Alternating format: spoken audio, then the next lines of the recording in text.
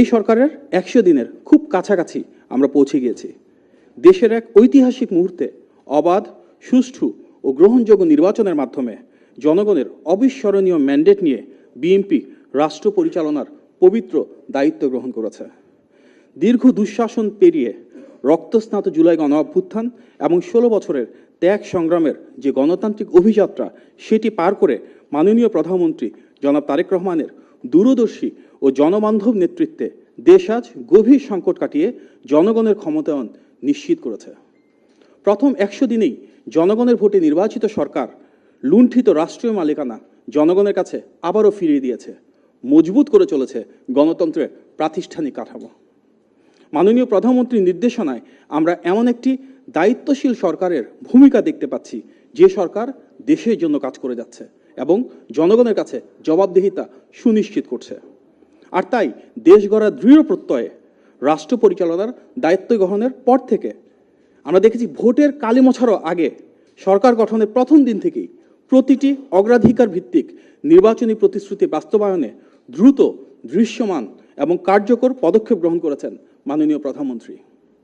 তিনি প্রতিটি মন্ত্রণালয়ে বিষয়ভিত্তিক ও খাত নির্ভর 180 দিনের কর্মপরিকল্পনা প্রণয়নের নির্দেশনা দিয়েছেন, যার ফলে পুরো রাষ্ট্র কাঠামো একযোগে সুনির্দিষ্ট লক্ষ্য স্থাপন করে নির্বাচনী অঙ্গীকার বাস্তবায়নে অনিঃশেষ কাজ করে যাচ্ছে। সরকারের অভূতপূর্ব এই কর্মযজ্ঞে সাধারণ মানুষের জীবনযাপনে, জীবনের মানের ক্ষেত্রে ইতিমধ্যেই ইতিবাচক পরিবর্তন সাধিত হয়েছে।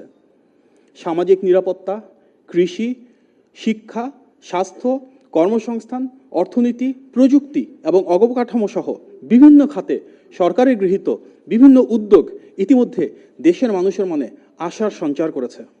দায়িত্ব গ্রহণের প্রথম মাসেই সরকার ফ্যামিলি কার্ড চালুর মাধ্যমে নারীকেন্দ্রিক একটি সামাজিক নিরাপত্তা কার্যক্রমকে আরও শক্তিশালী করার অভিপ্রায় গ্রহণ করেছে। নির্বাচনী অঙ্গীকার অনুযায়ী ইমাম সাহেব, মুয়াজ্জিম সাহেব, খতিব সাহেব এবং অন্যান্য ধর্মীয় প্রধানদের জন্য সম্মানী প্রদানের কার্যক্রম শুরু করা হয়েছে। এছাড়া জনদুর্ভোগ লাঘব করবার জন্য প্রিপেইড বিদ্যুৎ মিটারের অতিরিক্ত মাসিক চার্জ প্রত্যাহার করে সাধারণ মানুষের আর্থিক স্বস্তি নিশ্চিত করা হয়েছে। কৃষি ও গ্রামীণ অর্থনীতিকে আরও শক্তিশালী করতে গণতান্ত্রিক সরকার একাধিক অত্যন্ত গুরুত্বপূর্ণ উদ্যোগ গ্রহণ করেছে। যারা ক্ষুদ্র কৃষক, তাদের জন্য 10,000 টাকা পর্যন্ত কৃষি ঋণ সুদসহ সম্পূর্ণ মৌকুফ করা হয়েছে এবং এই উদ্যোগ কার্যকর করা হয়েছে সরকারের প্রথম বৈঠকেই, যেটি ক্যাবিনেটে অনুষ্ঠিত হয় সবচেয়ে বেশি অগ্রাধিকার দিয়ে। কৃষক কার্ড চালুর মাধ্যমে কৃষি ব্যবস্থাপনাকে আরও ডিজিটাল এবং স্বচ্ছ কাঠামোর আওতায় এনে সরাসরি কৃষি ভর্তুকি কৃষকদের কাছে পৌঁছে দেওয়া হচ্ছে। পাশাপাশি দেশ জুড়ে খাল খনন কর্মসূচি বাস্তবায়নের মাধ্যমে কৃষি, সেচ ও পানি ব্যবস্থায় দীর্ঘমেয়াদী ইতিবাচক পরিবর্তনের অপার সম্ভাবনা তৈরি হয়েছে। শহীদ রাষ্ট্রপতি জিয়াউর রহমান ঐতিহাসিক যে খাল খনন কর্মসূচি শুরু করেছিলেন, সেটিরই এই যে পুনরুজ্জীবন, সেটি শুধু প্রাণ, প্রকৃতি, জীববৈচিত্র্য, মৎস্য, কৃষি বা প্রাণী সম্পদ সংরক্ষণেই ব্যাপক ভূমিকা রাখছে না, বরং জলাধার সৃষ্টি ও পানি প্রবাহ পুনরুদ্ধারের মাধ্যমে অর্থনৈতিক সমৃদ্ধি ও ব্যবসায়িক বিকাশকেও ত্বরান্বিত করছে। এর ফলে গ্রামীণ অর্থনীতিতে নতুন গতি সঞ্চার হচ্ছে এবং কর্মসংস্থানের ব্যাপক সুযোগ সৃষ্টি হবে। পাশাপাশি দক্ষিণ পশ্চিমাঞ্চলে কৃষি, পানি ও পরিবেশ ব্যবস্থাপনার সম্ভাবনা তৈরি করতে পদ্মা ব্যারেজ প্রকল্প বাস্তবায়নের উদ্যোগ গ্রহণ করা হয়েছে।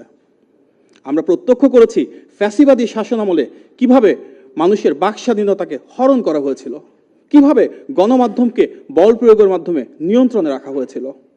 এর বিপরীতে শহীদ প্রেসিডেন্ট জিয়াউর রহমান এবং দেশনেত্রী বেগম খালেদা জিয়ার নেতৃত্বাধীন প্রতিটি বিএনপি সরকার দেশে মত প্রকাশের স্বাধীনতা ও গণমাধ্যমের স্বাধীন বিকাশ নিশ্চিত করেছিল। সেই ধারাবাহিকতায় বর্তমান সরকারও গণমাধ্যম ও সাংবাদিকদের জন্য সর্বোচ্চ স্বাধীনতা নিশ্চিত করতে অটুট কাজ করে যাচ্ছে। তবে ইতিমধ্যে আমরা দেখেছি, এই নজিরবিহীন স্বাধীনতার সুযোগ নিয়ে একটি গোষ্ঠী উদ্দেশ্য প্রণোদিতভাবে নৈরাজ্য সৃষ্টির অপচেষ্টা চালাচ্ছে। বিভিন্ন ধরনের অপপ্রচারে তারা লিপ্ত রয়েছে। মাননীয় প্রধানমন্ত্রী, মাননীয় স্বরাষ্ট্রমন্ত্রী সহ রাষ্ট্রের গুরুত্বপূর্ণ ব্যক্তিবর্গকে নিয়ে বিভ্রান্তিকর প্রচারণা, অশোভন আচরণ ও অশালীন কর্মকাণ্ডের মাধ্যমে সামাজিক অস্থিতিশীলতা তৈরির যে প্রয়াস চলছে, সেটি গণতন্ত্রের পরিবেশ ও রাষ্ট্রীয় শৃঙ্খলার জন্য ক্ষতিকর। সরকার একদিকে বাক স্বাধীনতা, মানবাধিকার এবং আইনের অনুশাসন প্রতিষ্ঠায় সর্বোচ্চ আন্তরিকভাবে কাজ করে যাচ্ছে।